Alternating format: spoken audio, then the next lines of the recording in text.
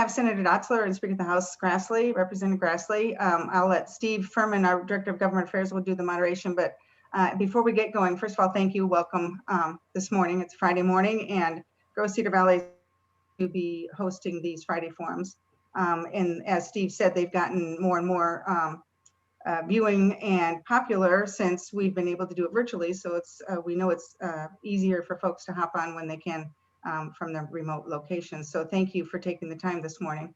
I will remind you that this is being recorded. So if you have folks in your organization that would like to see the conversation this morning, we'll send the recording to you. Also, if you wouldn't mind, you're welcome to keep your cameras on, but if you wouldn't mind muting your microphones, there will be time for questions. You can either put your questions in the chat box, or I believe towards the end, Steve will ask anyone who wants to turn on their camera or microphone, you're welcome to hop on and ask questions there too. So Steve, I'll turn it over to you and you can go ahead and introduce our guests. Thank you. Okay, thank you, Carrie. Good morning again, everybody. Thank you for being with us. This morning, we're kind of reprising something that we've done for the last 3 or 4 years, having Representative Grassley and Senator Dotzler with us to sort of give us the view from the House and the Senate, the view from the Republicans and the Democrats, kind of covering the whole waterfront as best we can. I also noticed that we have at least 2 other legislators with us, Senator Eric Giddens and Representative Dave Williams, who are just here to observe the proceedings this morning. There may be others. I should probably look at my whole participant list.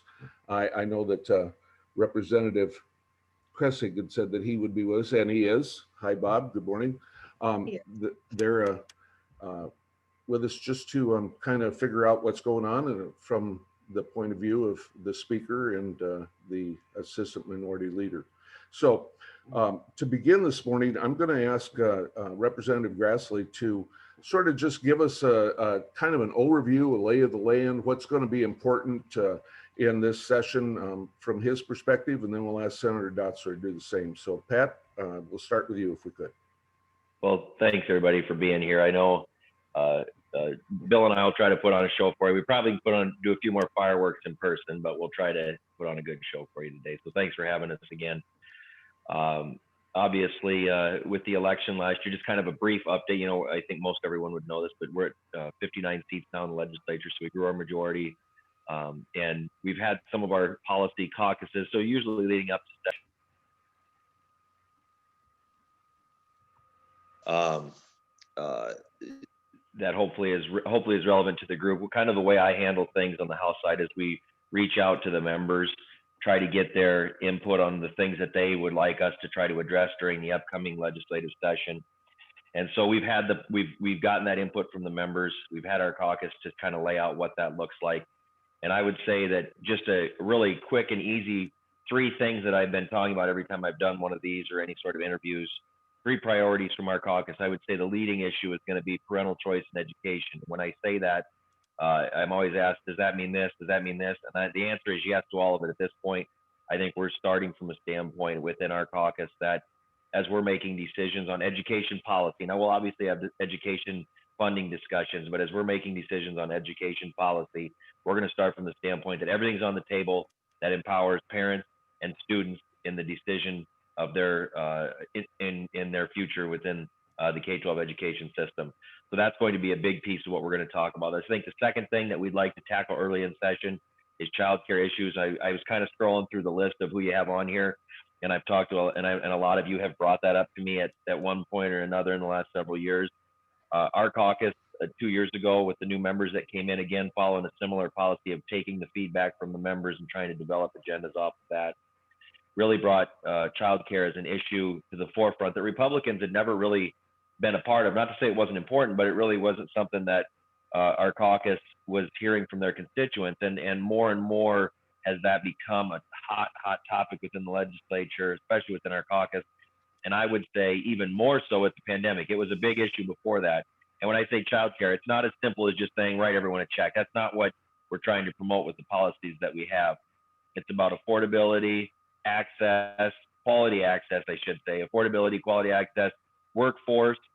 And then also, I think a big thing is the cliff effect, which is basically if someone were to, let's just use the example, if you're making $10 an hour and the benefits cut off at 10:01, if you were to receive a pay increase in the position you were in, you lose all of your assistance. Well, that's not what, in my opinion, programs were developed to do and designed to do. They're there to help.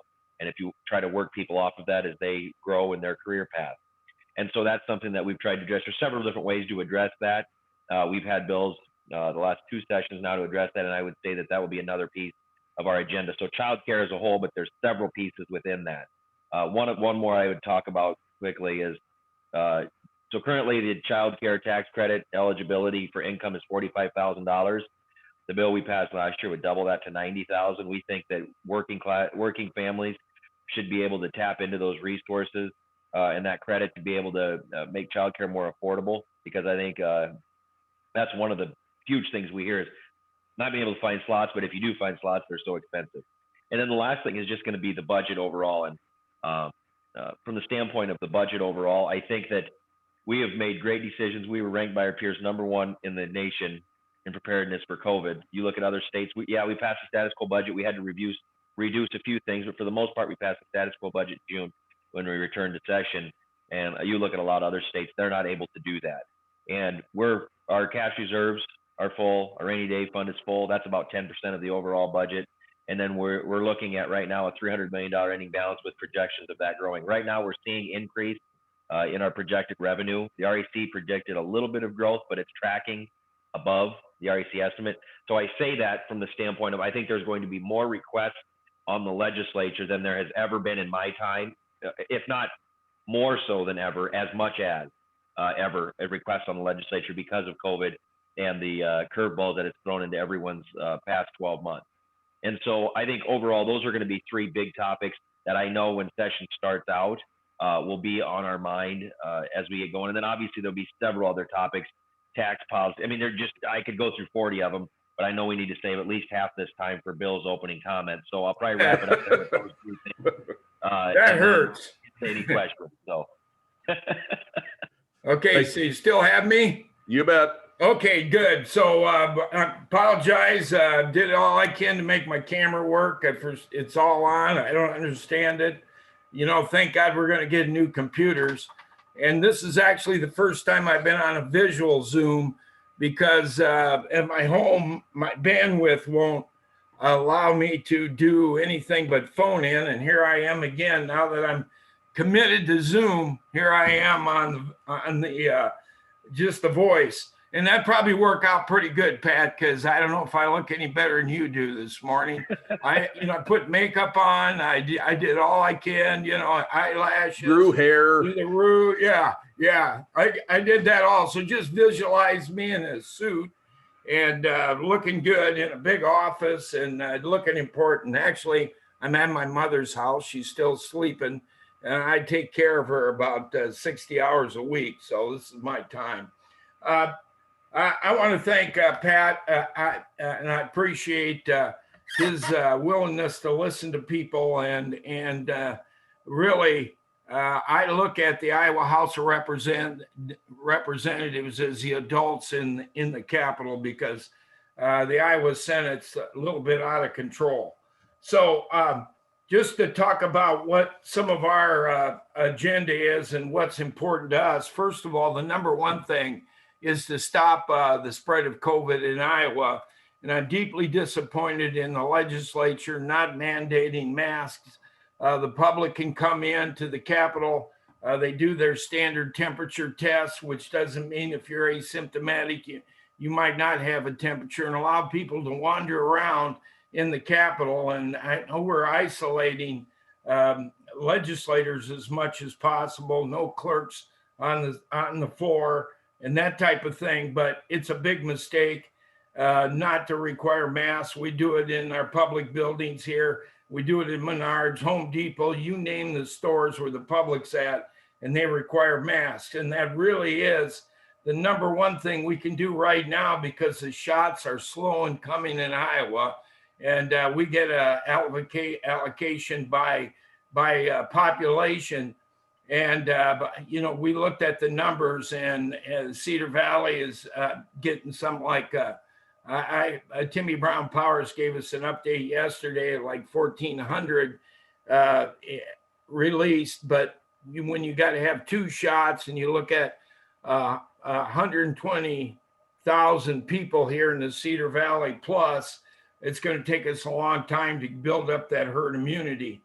The economic recovery, because of the COVID loss, is really hurting. COVID-19 is really hurting our businesses tremendously. And I know that Pat said that we were ranked #1 for COVID preparedness, and that was really based on healthy reserves and how much dollars we do have available to the legislature to help Iowa businesses.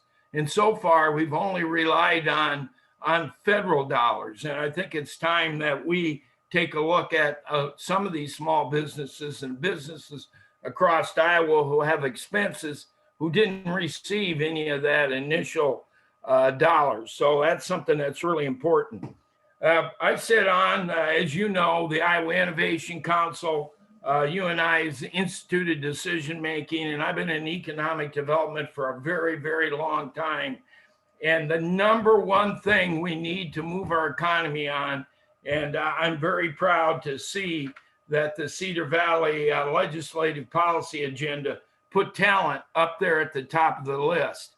And I got to tell you, the Innovation Council, which is made up of top technology people in the state of Iowa, hired Technomics to really look at what we need to do. And Director Durham has put together a plan to try to move Iowa's economy forward. And it doesn't, one of the things on the list really isn't reducing revenues to the point where we can't fund the things that we need to do.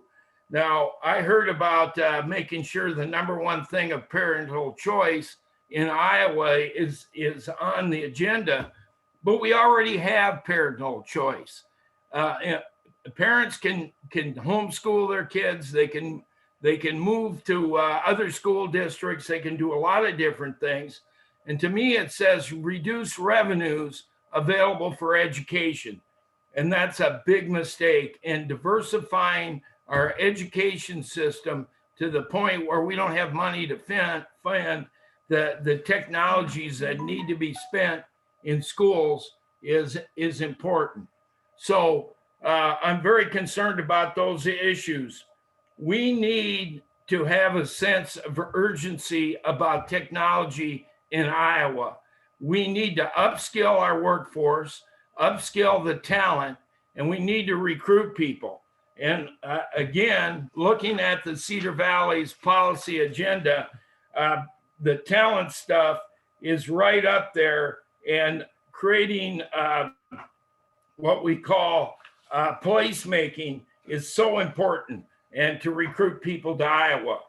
I think, one of the big things about corporate tax cuts and looking at income tax cuts that we were hearing from the State Chamber Alliance really talked about, businesses looking to Iowa, and they don't dig deep.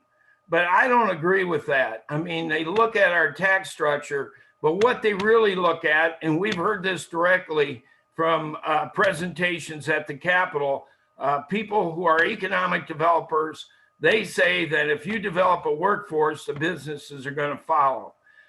So we've really got to work on our talent. We got to work on such things, and I'm happy to hear about childcare. I'm very excited to hear about some of the other things that we need to do that are being talked about through the Chamber Alliance, including housing and recreational arts and those type of things. And you're right, I can go on for a long time here.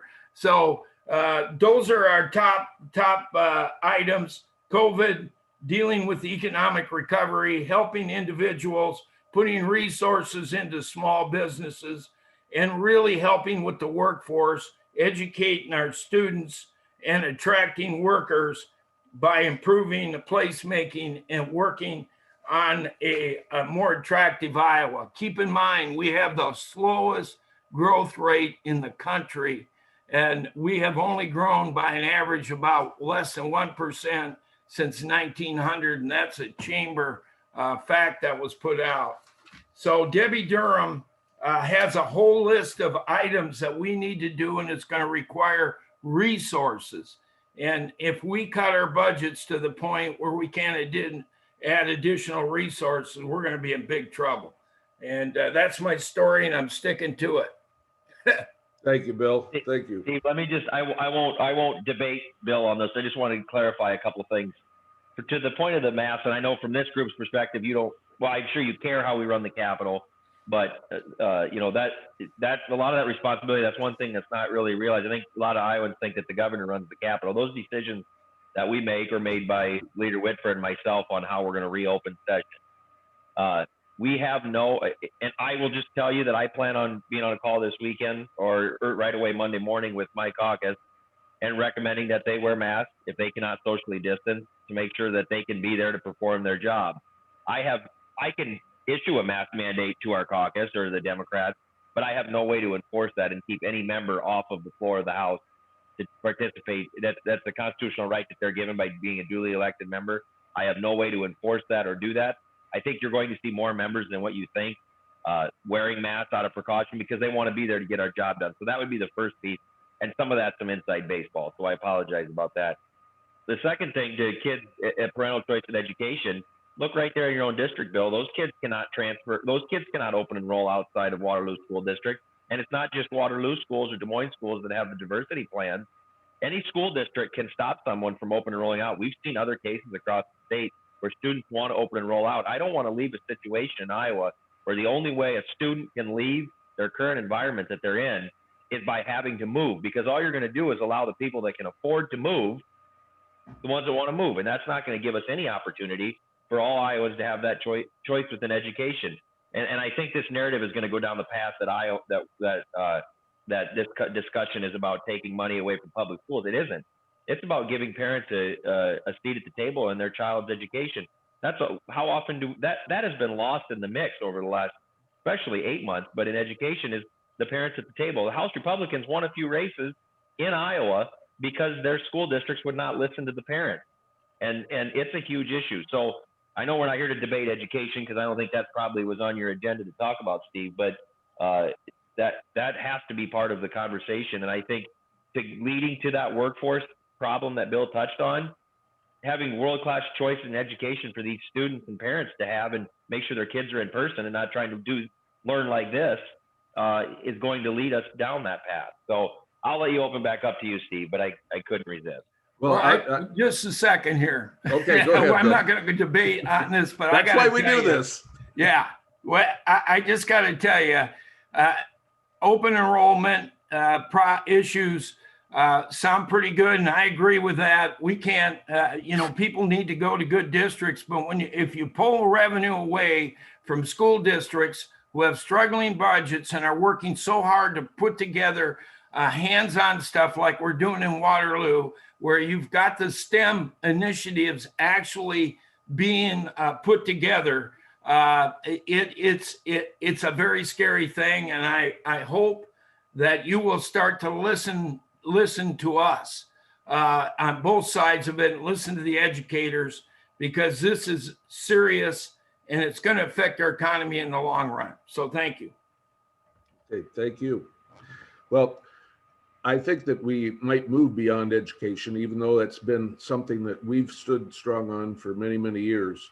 But I'd like to ask you, Mr. Speaker, what you're thinking as it relates to the Invest in Iowa initiative from the governor, the increasing the sales tax by a penny and putting some of that towards the IWIL program and some of it towards tax relief and mental health care and so on. I know last year it was pretty much, I guess my interpretation was that it was pretty much your feeling that was sort of a non-starter, that it just was too heavy a lift. Do you see it any differently this year? Because all the indications we're getting are that the governor plans to bring that back. Well, she actually, Steve, just yesterday in her press conference announced that she's not going to be. Oh, really? Okay, well, I missed that. I'm sorry. Yesterday she did her forum. Now, that doesn't mean that some of the issues within that are not going to be discussed. Obviously, tax policy is discussed every session. Mental health funding is a big topic, and was one of the things that our caucus really looked at as far as one of the top issues for the upcoming session. That was before we knew what the plan was with Invest in Iowa. So when it comes to mental health, it's several things. It's making sure that there's access to the services. There's also the cost of mental health, and then also who's paying for it.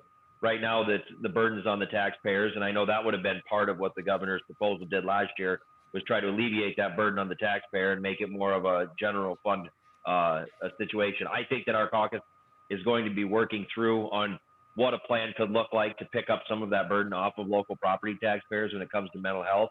It probably isn't something, the governor's plan would have been much quicker than what we maybe could do through the general fund to make sure that we can fund whatever we commit to. But I think we're going to have those conversations to see how we can fund mental health, not just on property tax. And so from that piece, I would say that will be one of the topics that still will be on the table, even though it will not be through that not necessarily through that mechanism. Okay. Well, and I apologize. Obviously, I've been a little preoccupied the last day or two following the events in Washington. She did her rounds yesterday with her forums and everything, and that news came out. Good. Well, that's good news. I call it good news because it was a bad plan. Okay, good.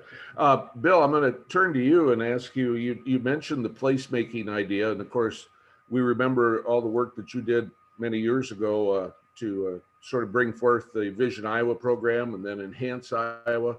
But what do you see as a mechanism for trying to create, true community attractions or community programs that would result in big projects? Well, Director Durham, who I consider one of the best directors in the Midwest, the legislature ought to listen to what's coming out of her department. We've got to start making decisions based on knowledge instead of political decisions. And a lot of times, some of the things that we've talked about placemaking and the stuff that's going to attract talent to Iowa, which is the number one thing that's hurting our businesses. Now, we do know that we have a high unemployment rate, but the people that are unemployed don't have necessarily the skill sets and the talent in education that they need to really take care of area businesses. Director Durham is talking about reinvesting in community attraction and tourism dollars, focusing a little bit more on rural areas where we have a lot of infrastructure that's not being utilized.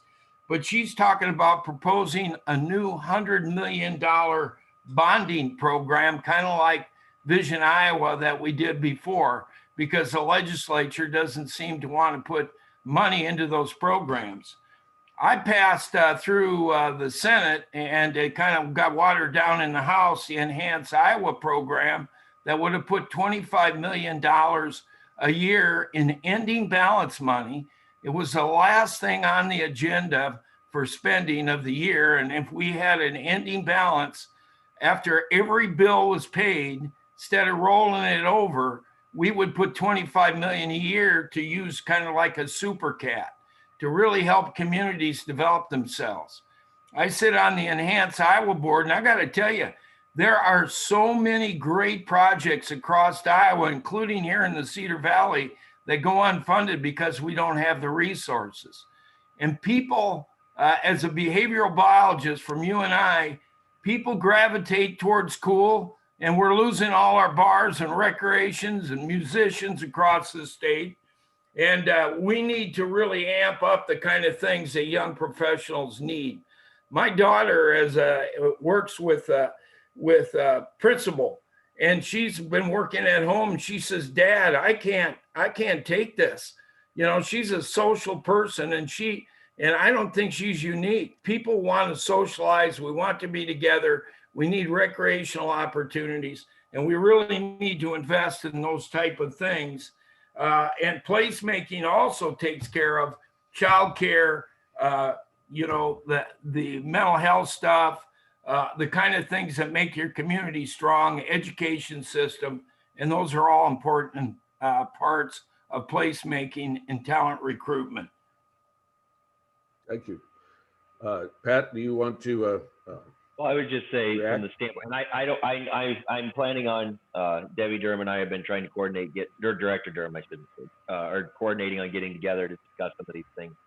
We've been in communication to get together early in session. I will tell you, from the bonding piece, I was not aware of that until Bill just said that.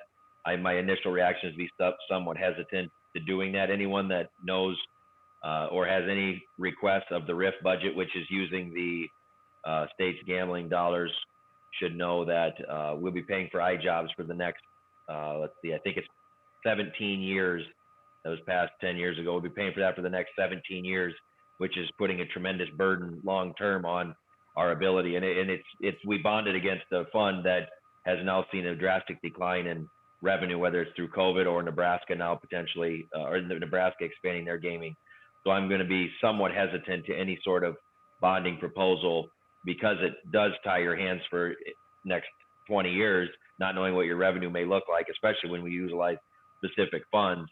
And then specifically to Vision Iowa that Bill touched on, when Vision Iowa expired, when those were paid off, we rolled that money directly into water quality. So that money didn't just get lost. Now, granted, that wasn't necessarily for business growth priorities. That money was just directly rolled into water quality. So it wasn't just lost in the shelf from the standpoint, it was just consumed for who knows what within the budget. That was devoted as a way to continue to invest in Iowa's water quality. So I haven't had a meeting with Director Durham to give you probably more insight on what maybe she would be bringing as far as all of her proposals. Well, what you said makes sense. I understand that. I was just pointing out how important it is for this talent recruitment. It's coming out of recommendations, from the business community.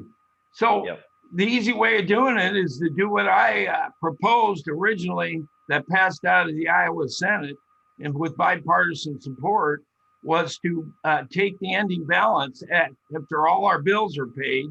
And if there was a trigger on there, if we had less than 70 million or 100 million in an ending balance, it never triggered in. And you could put 25 million a year in for the next 10 years, and that's $250 million. And we need to invest in the type of things in our communities that are going to improve them. So I'm okay with your approach, and let's find ways to fund it within the budget and get some of this done, because we are at a critical point in Iowa businesses and their growth, especially in the technology sector. If we can't just educate Iowans, we got to recruit them, and we got to keep the young people here. And that is so critical. It is indeed. Pat, one of the issues, and Bill kind of touched on it a couple times this morning, talking about how he doesn't have bandwidth at home for Zoom and the need for trying to improve rural areas and so on and so forth. What are your thoughts about how we're going to get that adequate bandwidth and broadband capabilities, especially to our rural communities across the state? Well, I think, I think just the simple answer would be to give, that is at this point is what I would consider to be somewhat unrealistic, is just throw a significant amount of money at it, because that's truly what it's going to take to get those last miles done. We've really made great progress, and the governor has brought to us a broadband grant package that for the last, I can't remember, 1 or 2 years, can't remember how long it's been funded, that will try to partner with, private industry to be making those investments. Last year we passed a bill that would remove the tax. They were actually receiving those grants and being taxed on the grant they were receiving. And so we removed that, so that way they were getting all the dollars that they were being granted. But really it's going to be about utilizing technology. And I think there needs to be a conversation, because within the industry and then within our caucus, I think there's some disagreement on what the best form of getting that out there. I know, Bill said, obviously not having the certain level of speed is problematic. And so there's some within the industry that say, it can only be I can't remember the terms, the most current technology that does this and this, and that fast. But in some areas, maybe that isn't feasible for the amount of dollars that it's going to take to invest that. But having any sort of access that people can utilize, while it may not be the world-class download speed, I think there needs to be a conversation of what's the priority. Is it about just being able to have the access, even though it may not be the fastest of all internets, because there's some people that have none at all?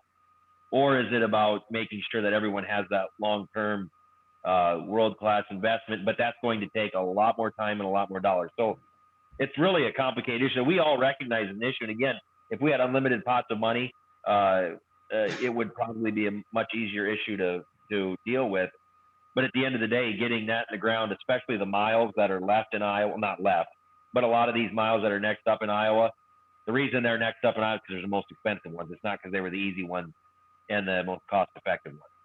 So I don't know if I probably really didn't give you an answer, because I don't know if it's as simple as just a magic bullet on that one. I appreciate what you said, and I agree with pretty much everything about how difficult it is and how expensive. Getting back to Director Durham, she's also the director of IFA, and she's suggesting that she bonds, let IFA bond and pay through them. And she's very concerned, as you are, about the amount of money coming out of RIF. And she doesn't believe that bonding and using RIF dollars for broadband is going to work. So it's something we got to do, because if we've learned anything from this pandemic, people who have opportunities to have high-speed internet are better off than people in rural areas who don't have that. And we're looking at things as technology is changing. Things are going to be obsolete real quick. And I think that some of the technology that I'm starting to see in the future is that we can have some pretty good speeds just working off the satellites also. So I know with my hotspot, if I would have wanted kicked up I could get actually more digital opportunities, but I got to pay for it. So that's something that we're going to have to look at. I appreciate, I'm sure Director Durham's going to bring that up in your conversation. And I would just say too, right here where I live in Bill's old stomping grounds, right about 4 miles east of where you lived when you were in Butler County, Bill, a perfect example is they put up a CFU. I'm pretty sure it was CFU put up some of these towers, and they were able to hit, wherever it was in direct line of sight.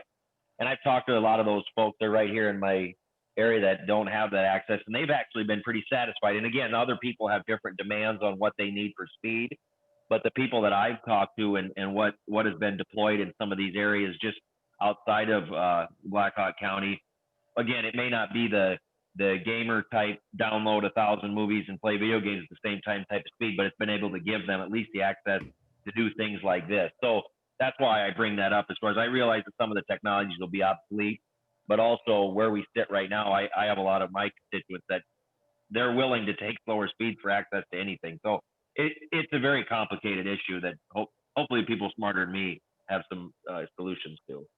Well, I appreciate, you're right. My daughter lives on the property that I built my geodesic dome on in the EF5 tornado that took out Parkersburg and New Hartford. They rebuilt on that property, and she's working from home with principal, and she can get by. But you're right, you can't watch movies. Some of that really high tech stuff. Bill, or what is she on? What's that? Does she reach those CFU towers that are out there, or what does she use? I'm not sure. I do know that she had a lot of trouble at first, and she says it's pretty much working for her as far as a business aspect. I don't know. She can do the Zoom calls. She communicates all the way across the country she's a trainer's trainer. So it's out there.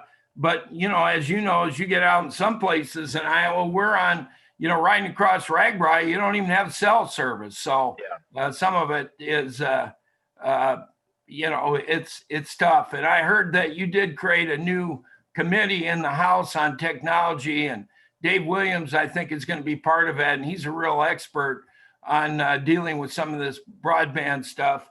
And digital technology is what's going to recruit people to Iowa. If we have that broadband access, we are going to bring companies to Iowa. They're looking to move from all kinds of places in the country. And that's why we got to invest in this stuff now. Thank you. Thank you, Bill. I'm at the point where I'd like to open it up to questions. You could either type them in the chat box and I'll read them out for you, or if you want to, you can just go ahead and speak up. I think at least until it gets out of control, we'll allow you to do that. So if anybody has any questions for the speaker or Leader Dotzler, now's the time.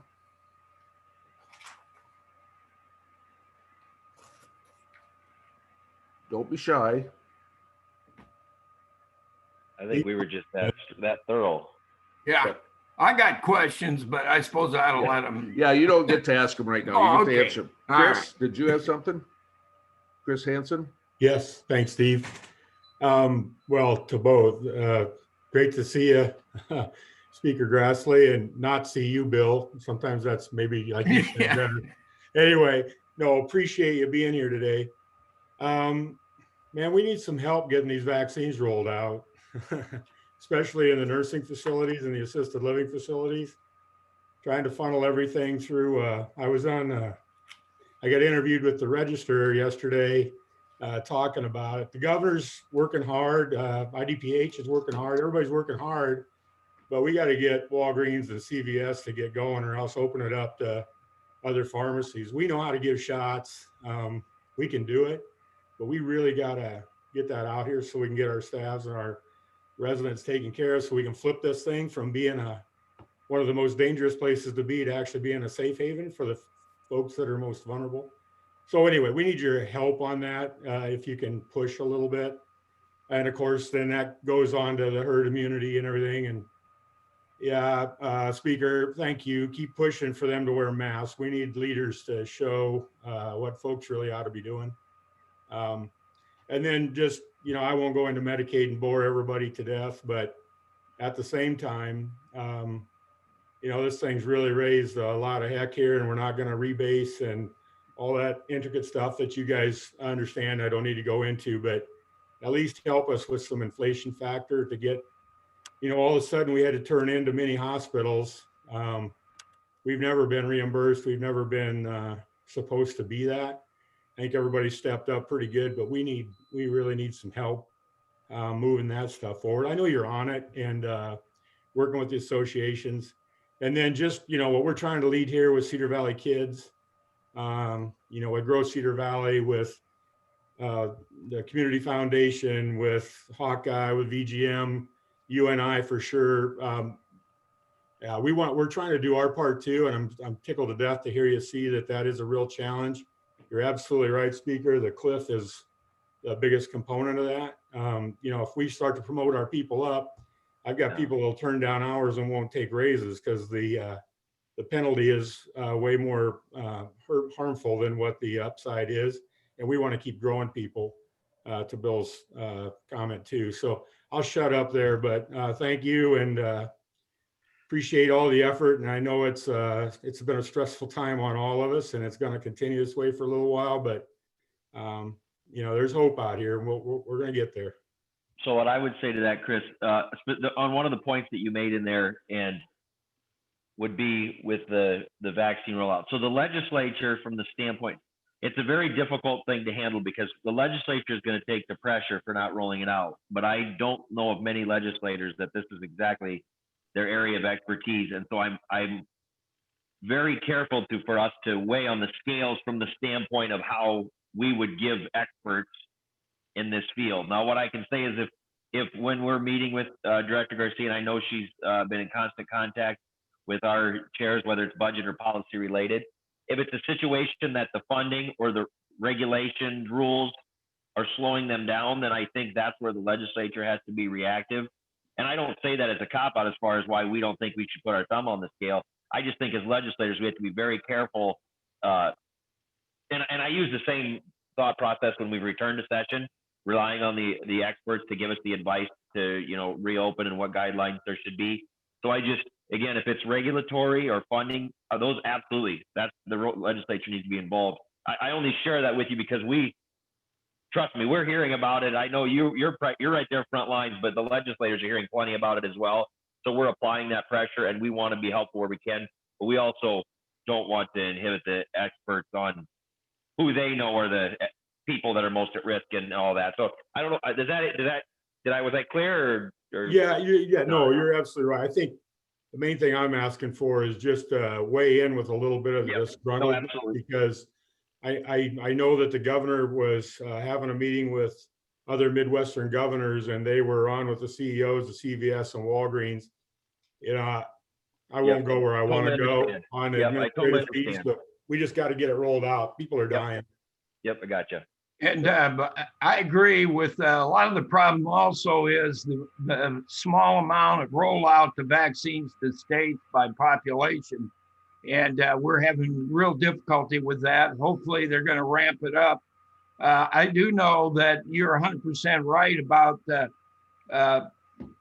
what's going on far as the risk in the nursing homes. Former Representative Dolores Mertz, who I talk to quite often, she's in a nursing home up in West Bend. She has not been outside since March, and she contacted COVID here last week. And it was brought in by some of the help that you can't test them every day. And that's a real problem. And that's why our seniors really need to make sure that we can get that vaccine, especially to what you have this ability to disperse that in your facilities. We want to make sure that places that can get that out and get it dispersed need to get it. And so I'm with you, and I know that Speaker Grassley and others are going to work hard on that. I know that that's something that's really bipartisan, and we should really be able to get help in any way we can. Thanks. Thank you. There's a question in the chat about how your different caucuses will respond to the Economic Recovery Task Force recommendations from the governor. I'll let you go first, Mr. Speaker.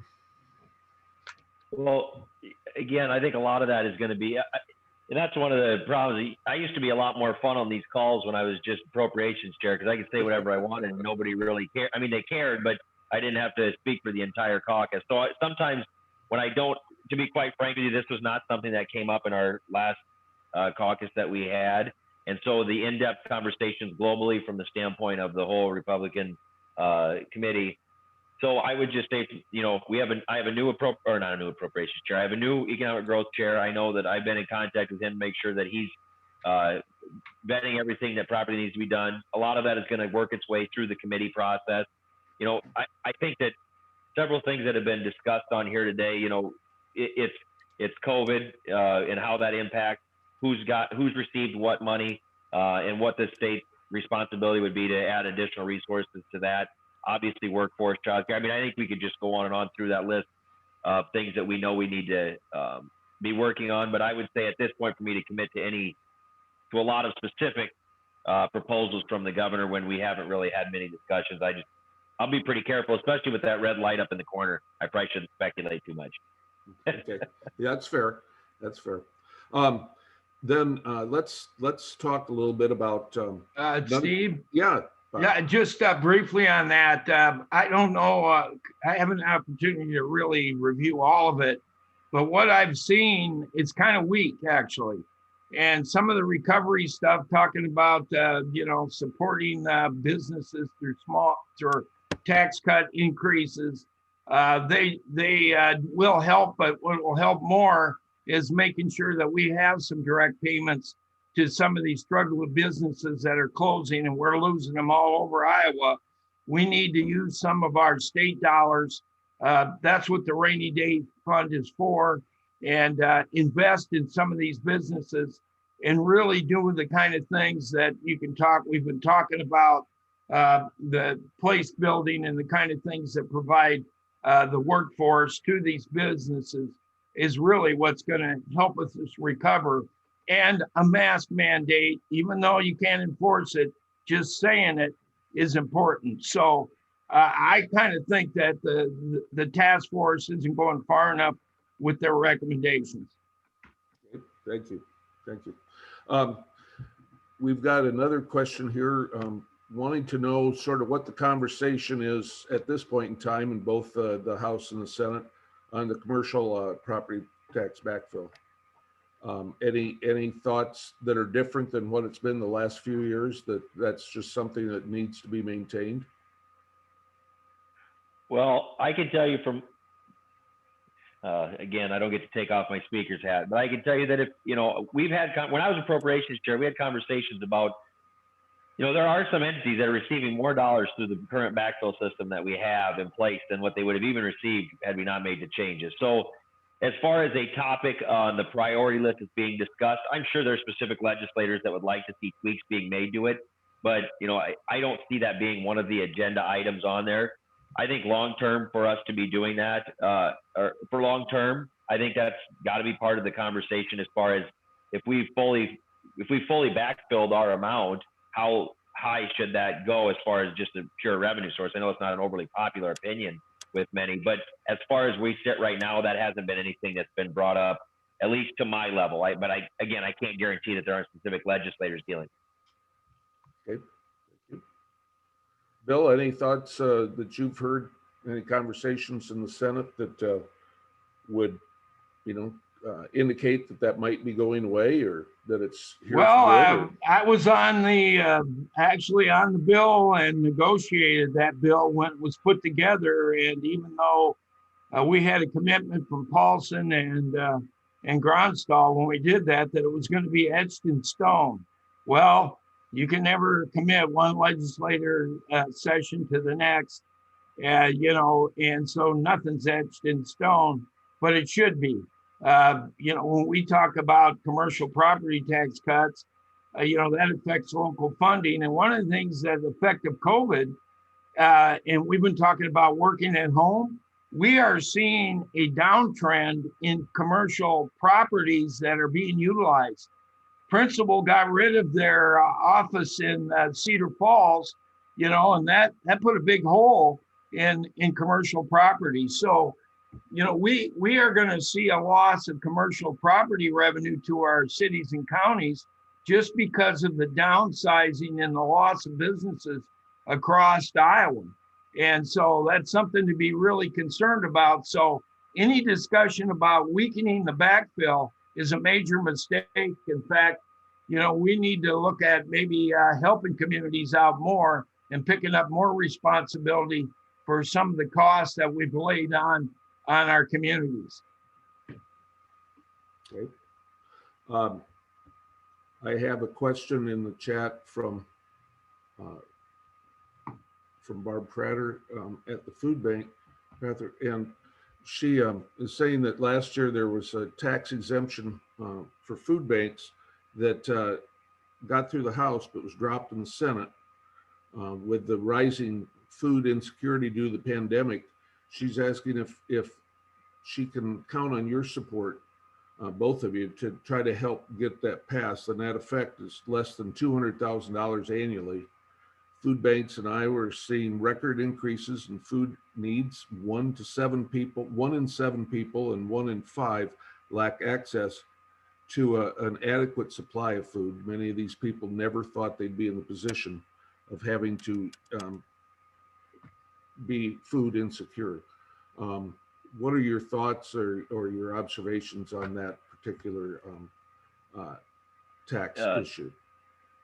I've been around long enough to not make any commitments or pledges before I know exactly what would happen. But I think that we have 14 new members in our caucus. I don't know where they would stand on the issue. I would assume, and everybody else was been there when we've passed this bill. So again, being careful not to assume or just tell the caucus what they're going to do. I feel that would be something they'd definitely be interested in within the House, but I'm not going to speak for the Senate by any means. Yeah, good thing. It's a good thing you don't, because it was only a couple 100,000, and that's a lot of money. It doesn't sound like, I shouldn't say only, because that is quite a bit. But when you look at the size of our budget, the amount of money that that we have available, the ending balance. And when you look at the real need out there in rural Iowa and in our communities, the food banks are having tremendous stress. And I just wrote them another check yesterday. So Barb, it's in the mail. So I will support it. I actually was one of the initial sponsors years ago. We've been trying to do this for multiple sessions, and now the need is greater than ever. We need to do it, and I'm going to do all I can to convince my fellow Senate colleagues to get it done. And I'm pretty optimistic on your House. I believe that they're more willing to do it than a lot of people think. Good, thank you. Are there other questions for our guests this morning? Anybody want to step up with a question?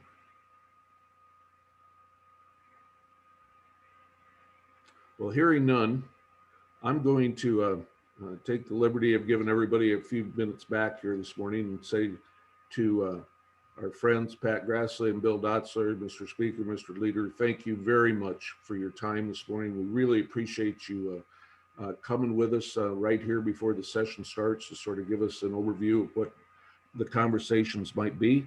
And we also just enjoy having you with us. So thank you. We'll maybe touch base with you through the session, and possibly we can get you back at the end to find out how it all turned out. So thank you. And we'd all be clapping now, but that's not necessary on the Zoom. It's the sound of one hand clapping, Steve. There you go. There you go. I just want to say this. I appreciate you guys putting the Cedar Valley Alliance. We've got a lot of great people that are on your organization, is working in our communities. And I know you do have some Friday morning forums. And if you get an opportunity to bring us back during the session and discuss these, I would appreciate it. And I promise we'll get this camera thing working. That might be a threat instead of something good. But thank you. And grow Cedar Valley. I see Carrie back there. That's what we're all about. We want to grow our communities and make it a better place. It's just not the same without your face in here, Bill. That's right. That's right.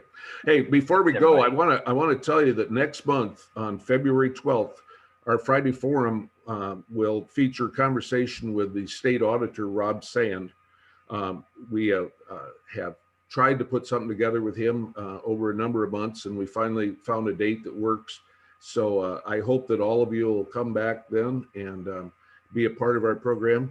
And again, thank you very much for your participation this morning. Carrie, I'll turn it back over to you. No, again, thanks for joining us this morning. Thanks for taking time to really dig into a lot of these conversations and issues. So especially to Senator Dotzler and Representative Grassley, we appreciate your time. We'll have you back, of course. And thank you all. Have a great weekend. Stay safe, everyone. Talk later. Yeah. Thanks, everybody.